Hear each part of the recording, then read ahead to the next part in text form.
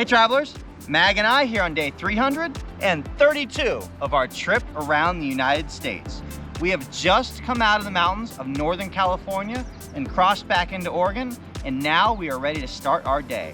We're going to be spending the next 2 days here in the southwest corner of Oregon, and then that's it. All the counties and all the pages in this state will be complete from that point forward. For today's route, we'll be covering 270 miles as we make our way north, straight north coming into Oregon. Over half of our target list is located between Ashland, Medford, and Central Point. So we're gonna be spending most of our day there. Once we finish though, we'll be continuing that northward route until we come up to Diamond Lake and then bring our day to an end in Oakridge. Now, coming out of the mountains of Northern California, I think we're gonna be seeing a lot more civilization today, because yesterday we were just out in the forested mountains all day long, and except for the break at the museum and a couple of those very small towns, that was it. That's not gonna be the case today. Ashland, Medford, and Central Point are all very populated areas, and there's gonna be a lot to see and do there before we start heading into some of those more rural areas like Diamond Lake. So let's get out there and see what today has in store for us in southwestern Oregon. Come on, let's go. Before we are able to head into some of those more populated areas though, we first must make some finds in DeLorme Page 69, which require us to hop off the highway and right back into the woods. I am more than a little surprised as I approached this geocache, because I knew it had been listed as an ammo can, but it had been listed as a regular, and this is definitely not a regular cache. Now that's a big ammo can. Let's see what's inside this thing. Yeah, loaded full of swag.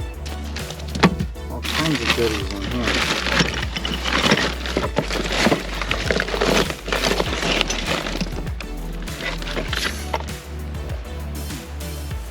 here. A+ rating on this one.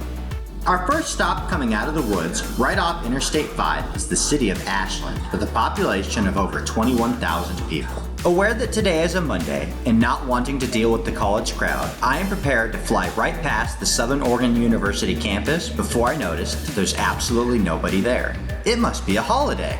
We make a spur-of-the-moment decision to take our morning walk right here on the campus, using an adventure lab to explore our way through the many pieces of art spread around the grounds. Founded in 1872 as the Ashland Academy, this university has been at this location for almost 100 years now, albeit under many different names. From the Ashland Academy and Commercial College to Southern Oregon State College, it has gone by 9 other names before finally becoming known as the Southern Oregon University as of 1997. We thoroughly enjoy strolling our way across this 175-acre campus, completing all of the stages of the Adventure Lab.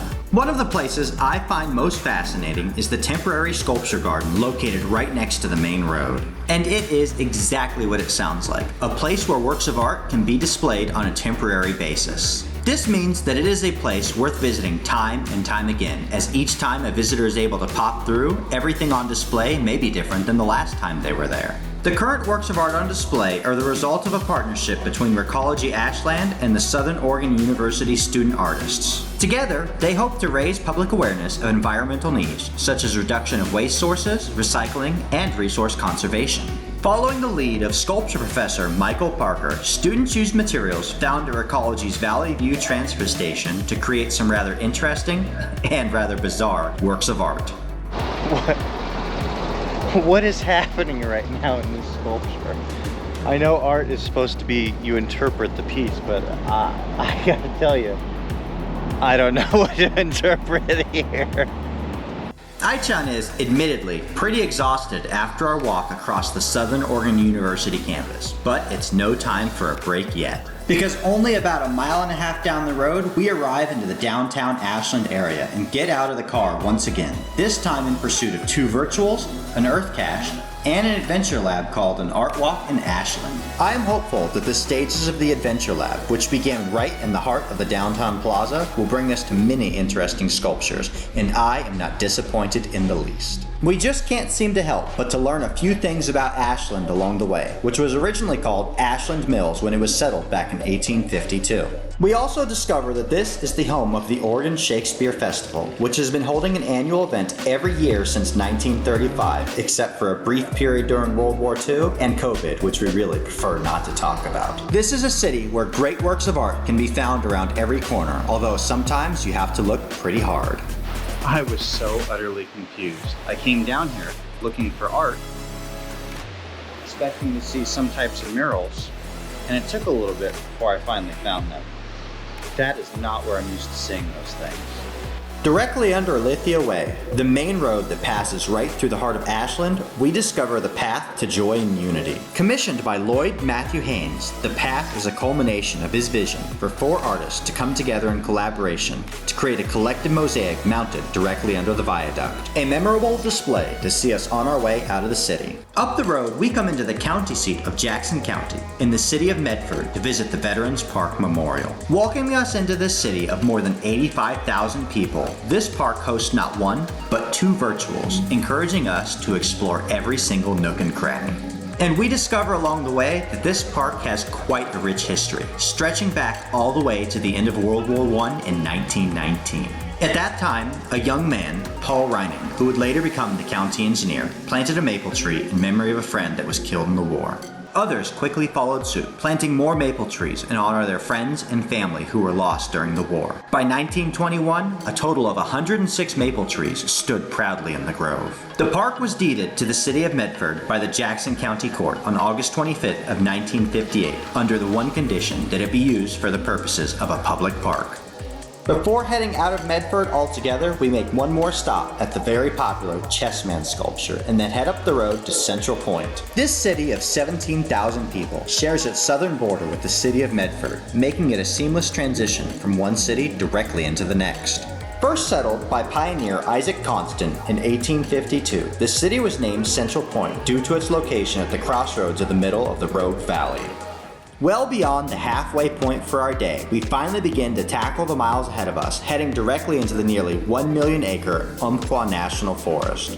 The forest stretches on from Jackson County through Douglas County and bringing us through Lane County all the way around the edge of Crater Lake National Park. It may be pretty late in the day, but we are also well past halfway through our target list, and what's ahead of us all promises nice walks in the woods with Aichan. After the loud hustle and bustle of the city all morning long, it's nice to hear the serene, quiet sounds of the forest around us. Aichan decides to lend a helping paw at each ground zero, despite it being her afternoon nap time, allowing us to make quick work of each find and continue right on down the road. Before we even notice, the pavement disappears from right underneath our tires, leaving us winding along these mountain roads on these graded dirt roads. Fortunately, they are in far better shapes than the roads we were dealing with in the mountains of California yesterday, allowing us to quickly make our way to the next set of targets that we need. Having absolutely no signal out here, and with only grainy satellite imagery to go off of, this part of the route could have been much more difficult than it needed to be. Fortunately though, we ran across a quite fit elderly couple coming off of their rafts near Steamboat, and they were more than happy to point us to the right road to get to where we needed to be. Only because of their help were we able to track down the last targets we needed to complete our route before the sun set down on us on another day here in Oregon. All right, that's gonna do it for our first of 2 days spent here back in the southwest corner of Oregon, covering the remaining counties and pages we need to complete this state. We came in out of the mountains of Northern California and immediately found ourselves back into very densely populated urban areas right off the I-5. Around Central Point, Medford, Phoenix, and all the little small towns connecting there, we had one heck of a morning. When we first came in there to start things off, we were going to fly right past the Southern Oregon University campus. Then, when I noticed the grounds were completely empty, I decided to do a quick change of plan and pursue an adventure lab there where Aichan and I got to explore our way across the entire campus. The downtown area, not too far off from there, was just as bustling, where we got to walk through another adventure lab filled with artistic points and a bunch of great geocaches. Once we cleared that, we really started working our way into the mountains and the forest once again. Thankfully though, the mountains here in this part of Oregon are nowhere near as steep as the mountains we were just trailing our way through in Northern California. We're gonna keep continuing our way down this road through the forested trails all the way into Oakridge, but it looks like by the time we get there, we'll be losing our sunlight. We've still got one more day left to explore Oregon before we move on to California to wrap this thing up. Thank you guys for continuing to join us on our journey across the United States as we approach the end day by day. Like this video, subscribe, stay tuned for updates, and we'll see you out on the trails.